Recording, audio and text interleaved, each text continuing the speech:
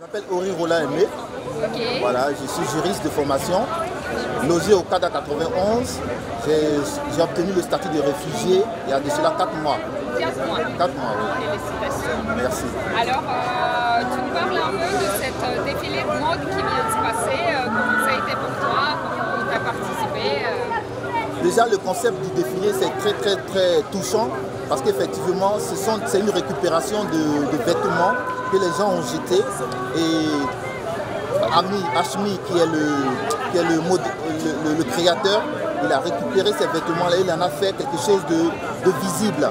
C'est à l'image de ces réfugiés qui viennent là, qui sortent de l'eau et qui sont une sorte de rejet de la société. Alors qu'on pourrait en faire une beauté.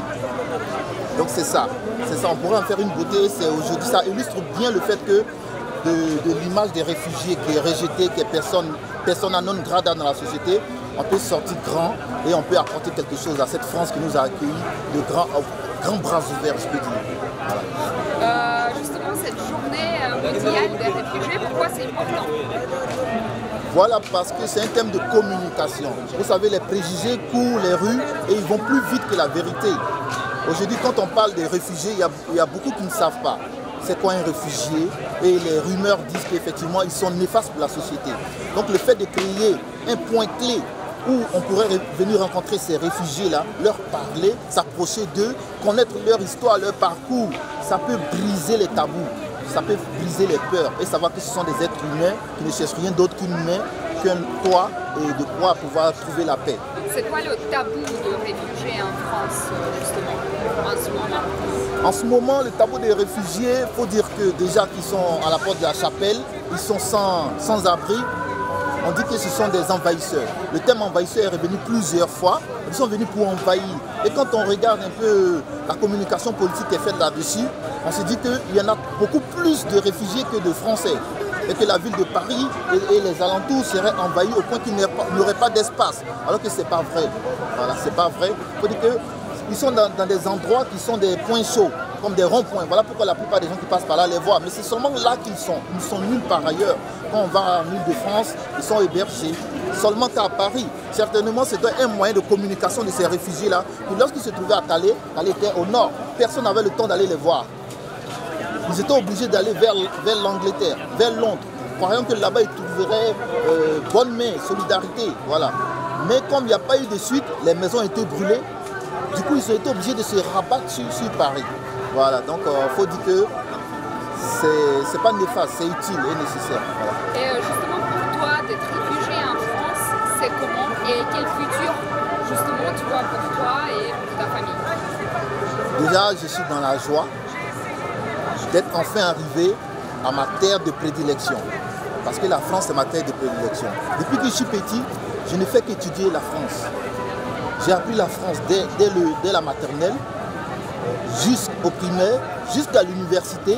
Même quand je faisais ma maîtrise de droit, j'ai étudié que la France.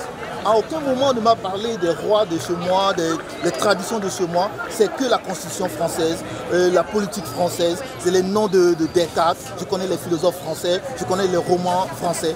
Donc du coup, moi je me suis toujours identifié à cette France-là. Donc pour moi, c'est logique que je sois là. Donc je suis chez moi aujourd'hui, je suis content. Après un long périple, bien sûr, parce que j'ai été accueilli par la Turquie, par la Bulgarie. Bon, quand je dis accueilli, c'est-à-dire j'ai fait un périple là-bas, des prisons. On m'a aussi proposé, quand ils ont vu que je parle bien le français, que je m'intègre, je suis juriste, ils ont voulu me prendre pour pouvoir me maintenir sur le territoire. J'ai été même directeur du centre culturel de Sofia, Rakowski. Mais moi, je voulais venir en France. Peu importe ce qu'on m'aura offert en Bulgarie, je n'aurais jamais accepté. Parce que moi, la France, c'est ma destinée. Et je suis mourant sur ma terre. Et je suis convaincu qu'avec le temps, je pourrai m'intégrer et pouvoir travailler main à main avec les Français qui ont bien voulu m'accueillir sur cette terre. Je vous dis encore merci. Merci à Macron, merci à la France. Juste encore une question.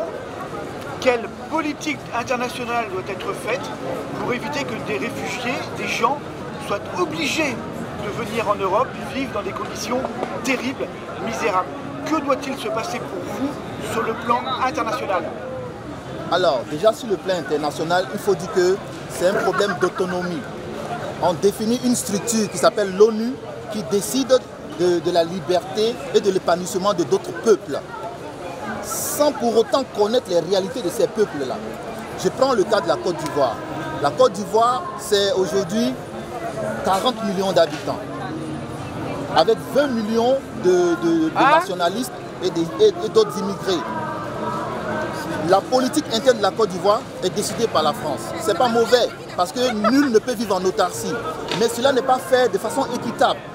Voilà. Ce n'est pas fait de façon équitable. Moi, mon père est producteur de cacao. Lorsqu'on a 100 kg de cacao, après dur labeur, c'est la France qui doit décider combien on doit payer le kilo de notre cacao à nous. Et je vous dis que c'est en France que j'ai découvert le goût du chocolat. Parce qu'on n'avait pas les moyens de nous acheter des barres de chocolat. Et la Côte d'Ivoire, qui est un pays qui est en bordure de mer, produit de l'électricité en grande quantité au point qu'elle en donne au Burkina Faso, au Mali. Mais en Côte d'Ivoire, le prix de l'électricité est cher. Parce que c'est encore la France qui gère tout cela. Vous voyez? Donc moi je souhaiterais que les politiques internationales libèrent un peu, laissent un peu du laisse, pour que les pays qui vivent sur des territoires où les sous-sols sont riches puissent aider leur population à pouvoir s'épanouir. À pouvoir vivre des matières. La Côte d'Ivoire est le premier producteur mondial de cacao. Mais l'agriculteur ivoirien ne peut pas s'acheter un cahier, ne peut pas s'acheter un chocolat. Vous voyez? Voilà. Vous sentez vraiment que les Africains en ont assez de l'imprégnation, de l'application de la France dans la politique africaine, du continent africain, depuis très longtemps? La France-Afrique, elle existe toujours aujourd'hui? Oui, la France-Afrique, elle a toujours existé et elle continue d'exister. D'autant plus que le franc CFA, c'est une monnaie qui est contrôlée par la France. Est-ce que vous voyez? Et moi, je trouve qu'effectivement, il y a une politique de libération des panafricanistes qui est mal menée par nos dévanciers. Je ne leur en veux pas, ils ont leur manière. Mais le résultat de leur combat, ce n'est que la mort. Non seulement, soit ils sont emprisonnés, comme c'est le cas de Laurent Gbagbo, ou soit ils font tuer leur population, où il y a eu 3000 victimes. Ils veulent certes négocier pour que le colon, qui est la France, puisse leur donner un peu plus que ce qu'ils en ont. C'est toujours le colon pour vous, la France? La France est un colon, et demeure un colon, qui a une emprise sur la Côte d'Ivoire, parce que c'est elle qui décide. Aujourd'hui, Alassane Ouattara, qui est le président de la Côte d'Ivoire, il est venu par les armes, et il a été soutenu par la force Likon pour pouvoir aller au pouvoir. Pour qu'on puisse attraper Gbagbo, il a fallu que la force Likon vienne avec les hélicoptères. Moi, je suis un rescapé de guerre. Voilà, je suis un rescapé de guerre. J'ai beaucoup de séquelles sur le corps. Voilà. Donc, c'est la France, effectivement, qui a combattu pour que Alassane soit au pouvoir. Après des résultats d'élections qui sont contestés. Mais quand c'est contesté, on ne prend pas position pour l'un au détriment de l'autre. Donc, aujourd'hui, je considère que la France continue toujours d'être colon et continue toujours de diriger la Côte d'Ivoire. La preuve en est qu'à l'entrée d'Abidjan, qui est la capitale politique de Côte d'Ivoire, le 43e Bima peut faire au moins la taille de l'Essonne. D'accord. À l'entrée d'Abidjan. C'est une base militaire très importante. C'est une base militaire très importante avec des Mi-24 et des chars. C'est-à-dire que c'est la dissuasion dès le départ. Donc tous ceux qui s'élèvent, qui veulent mener un combat, déjà ils savent que voilà, il y a la France qui est là, on peut me tuer. C'était le cas de Charles Blé Goudé. Charles Blé Goudé qui est aujourd'hui en prison aux côtés de Gbagbo, parce que tout simplement il a soutenu son combat, qui est le combat de Marine Le Pen ici en France. Marine Le Pen veut quoi? Elle veut que la France revienne aux Français. C'est normal. C'est ce que Gbagbo veut aussi pour les Ivoiriens. Et il a été soutenu par quelqu'un qui s'appelle Charles Blé Goudé, qui est jeune et qui a soutenu la mouvance de la jeunesse pour qu'on puisse aller parler d'égal à égal à la France. Mais c'était mal connaître ceux qui étaient en face. Parce qu'effectivement, ils l'ont attrapé, ils lui ont collé un mandat, on lui colle un procès depuis plus de 10 ans. Il est à Shenzhen-Gam, on ne sait même pas c'est quel nom ça, en Hollande, hein, dans une CPI, une Cour pénale internationale qui est manipulée. Parce que le chef d'accusation, il est vide, et ça a été prouvé qu'il est vide. Mais on refuse de le mettre en liberté. Il veut le mettre en liberté provisoire ou libre. Lui, il ne veut pas, il veut être libre. Parce que quand on a été présumé coupable et que les charges ont été défaites et qu'ils ont montré que les témoignages sont truffés, il est tout à fait logique que la personne qui a été présumée coupable soit mise en liberté. Donc tous ceux qui vont combattre la France d'une manière ou d'une autre, comme Thomas Sankara, Patrice Lumumba, aujourd'hui ils seront tués, ils seront mis en prison, ils seront mis hors d'état de nuire. Et on attend le prochain Laurent Gbagbo, parce qu'aujourd'hui lui c'est fini pour lui politiquement. Il est en prison depuis plus de 10 ans, sa femme est détenue aussi en Côte d'Ivoire. Sa femme, parce qu'elle était l'épouse du président, elle est détenue, elle est malade. Donc voilà de quoi nous on souffre. Tout ce qu'on peut faire, c'est de fuir pour venir en France. Parce que soit on doit rester en Côte d'Ivoire pour se soumettre, voilà, et puis continuer à être des esclaves, Parce que c'est l'esclavagisme. C'est vrai qu'on montre ce qui se passe en Libye. Mais il y a de l'esclavagisme moderne qui continue de se passer en Côte d'Ivoire actuellement. Soit on accepte et puis on vit, ou soit on fuit. Voilà, et c'est le cas de beaucoup de personnes.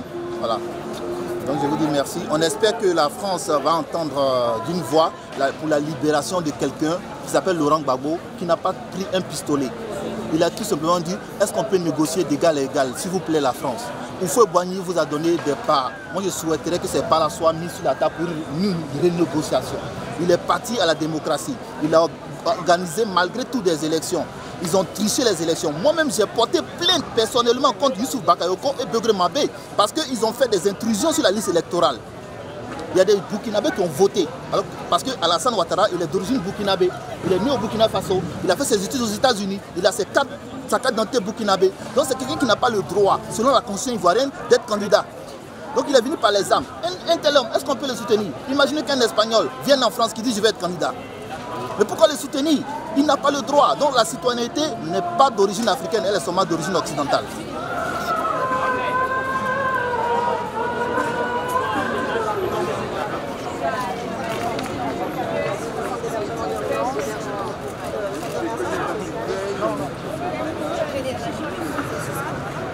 D'accord, Chana, vous envoyez tout le temps.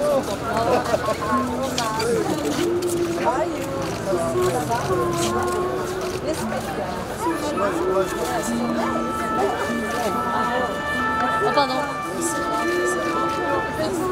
va. Vous êtes bien? Oui, ça va. Ça fait plaisir. On se voyait tous les vendredis. Tous les vendredis.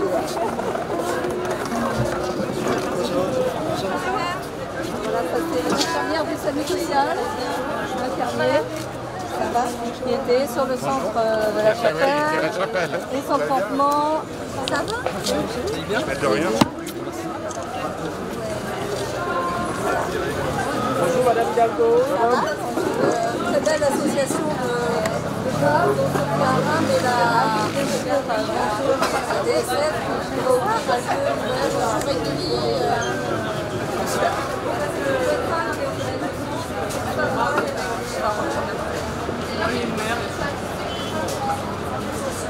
L'association Démocratie Entrée dans Syrie. Je suppose que vous avez entendu parler, c'est une association qui fait un programme d'accueil de réfugiés. On faisait partie de la promotion de 2014 française, donc je connaissais le programme pendant un an. Je suis arrivé à ce moment, je parlais aucun mot, là je suis diplômé de l'IAE de Saint-Ouen, l'école de commerce. Là en fait, je vais aller à un entretien pour une alternance. Merci beaucoup, ça fait plaisir de vous rencontrer. Merci beaucoup pour vos aides et pour... Et bon courage, mais on est avec vous. Merci beaucoup. Merci. Merci beaucoup.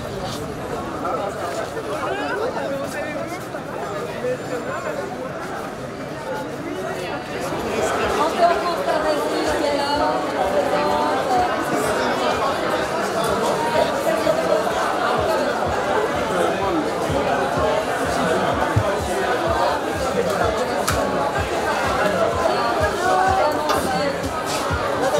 Comment ça va?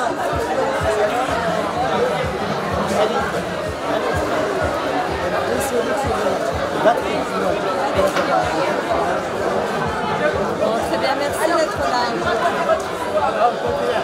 Non, c'est bien. Non, merci surtout d'avoir vous êtes mobilisés.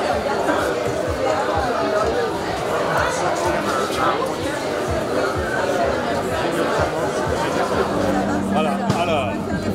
Voilà. Alors, avec... Reculez, allez-y, tranquillement.